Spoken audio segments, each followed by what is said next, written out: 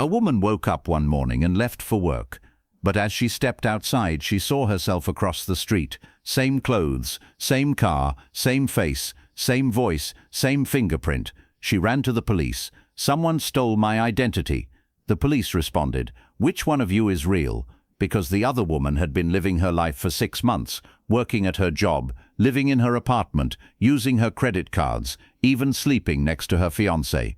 And the fiancé never noticed. Bank records showed the other woman. Security cameras showed the other woman. Even the DNA test matched. 2023, Seattle. This wasn't identity theft. This was a complete life replacement. But how? Deep fake? A twin? Or something darker? When David Harrington investigated, he discovered something impossible. 2 people were living simultaneously with the same fingerprint. Technologically impossible. Biometrically impossible. But it was happening. The real question was, if one of them was lying, which one was the real human? A woman woke up one morning thinking she had an ordinary day ahead. She made her coffee, put her hair up, got dressed for work, walked out the door, and saw someone across the street drinking the same coffee, with the same hair bun, wearing the same work clothes. Herself, same face, same height, same voice, even the same walk. In that moment, the world stopped. In Seattle's cold morning air, 2 women studied each other, one with fear, the other smiling. This was the beginning of 2023's strangest identity theft case. But when David Harrington investigated, he would discover this wasn't just identity theft. This was complete life replacement, and at the center was an unexplainable truth. 2 people were living with the same fingerprint. The woman had no name. No character in this story has a name, only roles. And that morning, the woman realized her role had been stolen. The woman across the street got into the same car, her car, with the same license plate, the same key. She opened the door, got in, and drove away, without saying a word. The woman stood frozen, a few seconds, maybe a minute. Time became meaningless in that moment. Then she started running toward the car, but the vehicle had already turned the corner. She pulled out her phone. Hands shaking, she dialed 911. Someone stole my car. No, wait. Someone stole my identity. She looked just like me. Same clothes. Please come. The operator asked calmly, "Where are you right now?" "I'm in front of my house, but she was in front of my house too." "My house? How is this possible?" Police arrived 12 minutes later. 2 officers. They looked young and inexperienced. They pulled out their notepads. "So someone looked like you, is that right?" The woman nodded. "Exactly like me. Identical. Everything was the same." One officer glanced at his partner. That look. The woman knew what she saw. Doubt. Disbelief. Maybe pity. "Do you have your house keys?" The woman searched her purse. The keys were there. Her wallet was there. ID, credit cards, everything in place. But then she noticed. When she opened her phone, no notifications were coming, no emails, no messages, social media accounts, inaccessible. "My password's been changed," the woman said, her voice trembling. "I can't get into any of my accounts." The officers looked at each other. This seemed like classic identity theft. But something was missing, something was wrong. "Did you recently lose your cards or your phone?" "No, I haven't lost anything. Everything's here. But that car was mine. That car." The officers made a call. They checked the vehicle plates. Records showed the car had been registered at a different address for 6 months, under a different name, not the woman's name. This is impossible," the woman said. "That's my car. I've been driving that car for 3 years, but the system said otherwise." That night, the woman couldn't enter her home. The door lock had been changed. When she called the building manager, the manager responded with confusion. "But you were here last night. I saw you. Are you okay?" "I wasn't here last night. I stayed at my fiancé's place." "No, I saw you. You walked in. You even said hello." The woman hung up. Her hands were shaking. She called her fiancé. The phone started ringing. Once, twice, 3 times. Then it disconnected. She called again. This time it answered. "Hello?" The voice was familiar, but different, slightly. "Baby, it's me. I'm coming home." The voice on the other end sounded confused. "But you're already here. You're eating dinner with me. Who is this?" The phone went dead. That night, the woman stayed in a hotel. She couldn't sleep. She stared at the ceiling until morning. One question in her mind: who was she? But the real question was, if she exists, who am I? The next morning, the woman returned to the police. Different officers this time, more experienced, more serious. She explained the situation: her car stolen, her home stolen, her life stolen. The detective took notes, then asked, "So your fiancé didn't recognize you?" "He didn't recognize me. On the phone, he didn't recognize me. Someone else was acting like they were me." "Was the voice the same?" "Yes, the same, but he didn't believe me." The detective scratched his head. "Look, this is an unusual situation, but we need to verify your identity first.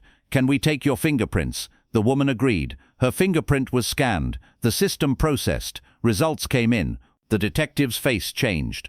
This is impossible. What happened?" "Your fingerprint. It's registered at a different address in the system, and the last scan was done 3 hours ago, at a different location." The woman froze. "What do you mean?" "I mean someone accessed the system with your fingerprint 3 hours ago, at a bank downtown." In that moment, the woman understood. This wasn't just identity theft. This was complete life replacement. Police opened an investigation, but they didn't know what to do, because a strange truth existed. 2 women were living with the same fingerprint. Technologically impossible. Biometrically impossible. But it was happening. 2 weeks later, the woman found David Harrington.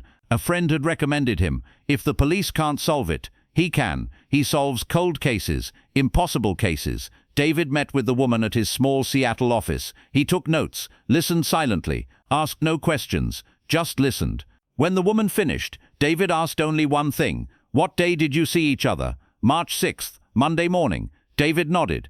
"And before that day, did you notice anything strange? Missing items? Bills you didn't recognize?" The woman thought. "Actually, yes. 5 months ago there was a charge on my credit card I didn't recognize. A small amount. $47. I called the bank. They said it was an error. They refunded it." "What was the $47 for?" A genetic testing kit. DNA test. But I never ordered it." David's eyes lit up. DNA test. From that moment, David went into investigation mode. He called Sam Reeves. "Sam, I have a job for you. Biometric spoofing. 2 people, same fingerprint. Is it possible?" Sam laughed on the other end of the phone. "Not possible. Fingerprints are unique. Even identical twins have different fingerprints. But theoretically, could someone copy a fingerprint?" "Yes, but only once. A fake mold. But it doesn't work on real-time systems. There's liveness detection, blood flow, heat, moisture. A fake fingerprint can't pass those." "What if it's a real fingerprint?" Silence. "David, what are you saying?" "I'm saying, what if someone has an actual real fingerprint?" Sam thought.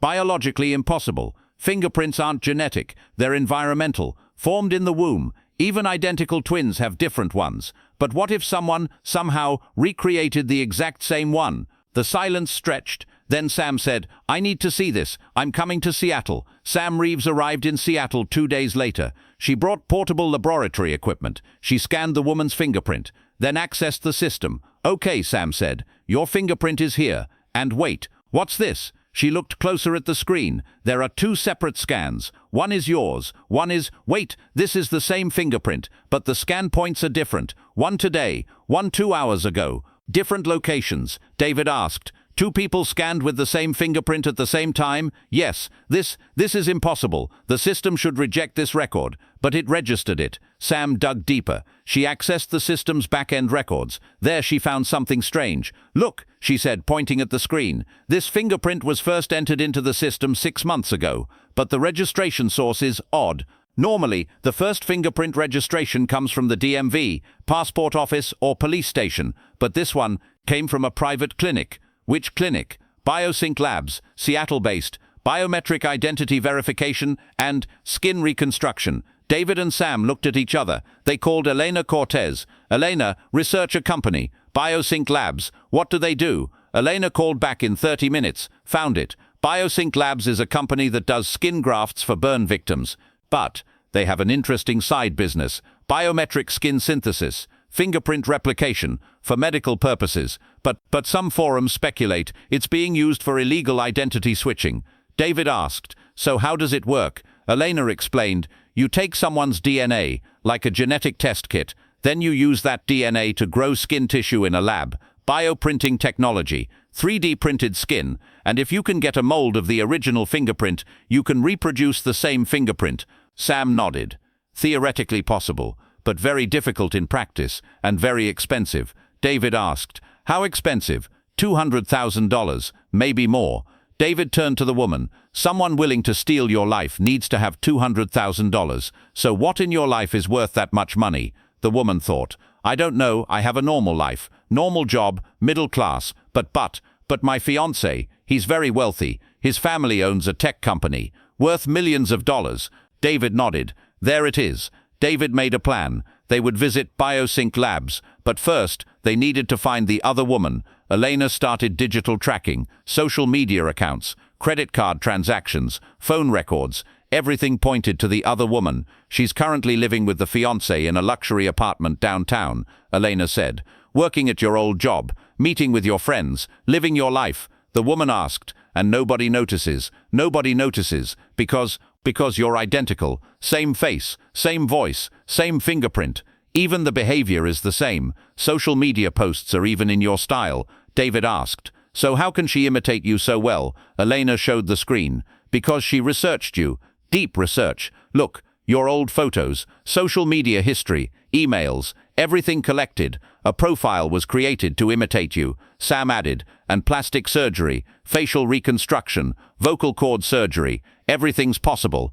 David asked, "So how long has this been going on?" Elena answered, "At least 2 years. Preparation took 2 years. First they researched you, then they took your DNA, then they took your fingerprint mold, then slowly they started replacing you." The woman started crying. "But why? Why me?" David answered, "Because your life was valuable, your fiancé was valuable, and someone wanted that life." David set up a trap. They would call the other woman to the police station for comparison, DNA test, fingerprint comparison, facial recognition, everything. But first, they needed to talk to the fiancé. The woman called her fiancé to meet at a cafe. David and Sam watched secretly. When the fiancé arrived, he was confused. What are you doing here? We were just together at home." The woman cried, "I'm your real fiancé. The one at home, that's someone else." The fiancé stepped back. This is ridiculous. You must be sick. Go home. Let's talk. I can't get into your house. The lock was changed. Please, listen to me." The fiancé walked out of the cafe. He didn't believe her. He didn't want to believe. That night, David made another plan. Force a direct confrontation with the other woman. They went to BioSync labs, raided the company, examined the records, and there they found the truth. A file. Inside, fingerprint mold order, DNA synthesis, skin graft procedure, and a name. The other woman's real name. She was the woman's former co-worker. She had quit 3 years ago, with jealousy, with anger, because the promotion had been given to the woman. After that day, she had disappeared. But she hadn't disappeared. She had been preparing. Plastic surgery, voice modification, behavioral coaching, social engineering. Everything had been planned. And finally, 6 months ago, she had made her move. She had stolen the woman's DNA, copied her fingerprint, and slowly, she had replaced the woman. First the banks, then the home, then the job, then the fiancé, and nobody had noticed. Police arrested the other woman, but in the interrogation room, something strange happened. 2 women were seated face to face, one real, one fake. But which was which? The police officer asked. "So you both have the same fingerprint, same DNA, same face, so which one of us is real?" The other woman smiled. "I'm real. She's sick. She's hallucinating. I've been living this life for 3 years. Everyone knows me." The woman shouted, "She's lying. I'm real." Sam intervened. "Wait, even if we do a DNA test, it'll match, because she's living with skin synthesized from your DNA. But there's one thing, the fingerprint might be real, but the tissue underneath is artificial." Sam pulled out a special scanner. "This scans subcutaneous blood flow. Real tissue is full of living cells. Artificial tissue is different." She scanned both women's fingers. The results came in. One of them had artificial tissue. The other woman lost her composure. Her smile faded. No, this must be a mistake." Sam shook her head. "No mistake. Your fingerprint is real, but the tissue underneath was produced in a laboratory, BioSync labs, done 8 months ago." The truth was revealed. The other woman confessed. She told everything, how she planned it, how she saved $200,000, how she stalked the woman for 2 years, how she obtained the fingerprint mold. She took it from a glass at a cafe the woman visited, how she obtained the DNA, hair strand, from the trash, how she changed her face, plastic surgery, in Mexico, how she changed her voice, vocal cord surgery, in Thailand, and how, slowly, she infiltrated the woman's life. First small things, credit card, email, social media, then big things, bank accounts, home rental, job, and finally, the fiancé. Police asked, and the fiancé really didn't notice. The other woman laughed, a bitter laugh. He didn't notice, because I was a better fiancé than her, more attentive, more romantic, more perfect. The woman cried, because she knew it was true. Her fiancé truly hadn't noticed. Maybe he hadn't wanted to notice. The other woman was found guilty. Identity theft, fraud, fake identity creation, biometric manipulation. She received a 15-year prison sentence. But for the woman, justice wasn't enough, because she couldn't get her life back. Her fiancé couldn't trust her anymore. The question, which one is real, stood between them like a shadow. 3 months later, they broke off the engagement. She returned to her job, but co-workers looked at her strangely. Where were you for 6 months? The questions remained unanswered. She returned to her home, but the home didn't feel like home anymore. Because someone else had lived there, someone else had laughed there, someone else had fallen in love there. Her life had come back, but her life wasn't hers anymore. At their final meeting, David told the woman, "I know this is hard, but don't forget, you survived. You won. You're real." The woman smiled, but in her eyes, the question remained. But what if the real me is someone who was lost during those 6 months? What if the real me isn't her anymore? David couldn't answer. 6 months later, another case arrived on David's desk. Another woman, another city, same story. "I saw myself in front of me, same face, same voice. Police don't know which one of us is real." David called Sam. "It's starting again." Sam asked, "BioSync Labs?" "No, a different company this time, but the same technology, fingerprint replication, DNA synthesis, identity switching." Elena expanded her research and found a terrifying truth. In the last 2 years, 47 women had made the same complaint. "Someone is stealing my life," but only 3 could prove it. The rest had disappeared, erased from the system, because the other women were more convincing. They had better documentation, better witnesses, better lives. David closed the file, but he knew this wasn't over, because the question still remained. If someone can perfectly copy your life, which one is the real you? And more terrifying, if everyone prefers the other you, do you really exist? On a cold Seattle night, David looked out his window. Thousands of lights, thousands of windows, thousands of lives, and in one of them, maybe, someone was living your life. And you were just a ghost, a digital ghost.